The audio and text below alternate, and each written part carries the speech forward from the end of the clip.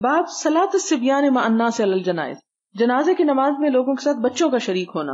اس سے کیا پتہ چلتا؟ بچوں کو شریک اس لیے بھی کرنا چاہیے کہ انہیں پتہ چلے کہ کس موقع پہ کیا کرنا چاہیے. یہی بچے اگر بغیر کسی ایسی محفلوں میں شریک ہوئے بڑے ہو جائیں گے تو ان کو تو یہ سب کچھ بھول جائے گا اور ان کو نہیں پتہ چلے گا اور وہ اپنی ذمہ داریاں بہتر طور پر ادا نہیں کر سکیں گے. اس لیے جہاں اور ہم ہر بات کا خیال رکھتے ہیں، چھری کانٹے سے کھانا سکھاتے ہیں، وہاں ان کو یہ بھی سکھانا چاہیے کہ جنازے میں شریک ہونا بھی ایک ضرورت ہے اور ذمہ داری کی بات ہے. حالانکہ فرض نہیں ہے ان پر، فرض تو بڑوں پہ بھی نہیں ہے، لیکن بہت بڑا ثواب ہے. اب دیکھیں اسلام کا طریقہ، ایک چیز فرض نہیں قرار دی کہ اس لیے کہ فرض قرار دی جاتی تو وہ لوگ جو بیمار ہیں، معذور ہیں، پریشان حال ہیں، مصروف ہیں بہت زیادہ، ان پہ ایک مصیبت آ جاتی، دین سخت ہو جاتا.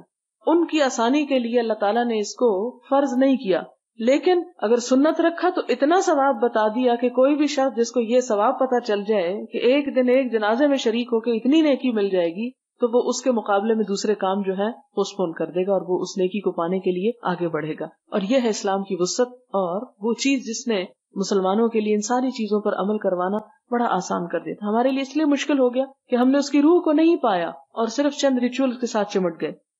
حدثنا یعقوب بن ابراہیم حدثنا یحیی بن ابی بکیر حدثنا زائدہ حدثنا ابو اسحاق الشیبانی عن عامر عن ابن عباس رضی اللہ عنہما قال اتى رسول اللہ صلی اللہ علیہ وسلم قبرا فقالوا هذا دفن او دفنت البارحة قال ابن عباس رضی اللہ عنہما فصففنا خلفه ثم صلى عليها. اور ابن عباس کی یہاں بات کیوں آئی؟ کیونکہ یہ ابھی چھوٹے تھے جب ایسا ہوا تھا، اس لیے بچوں کی شرکت کی بات آ گئی اس میں.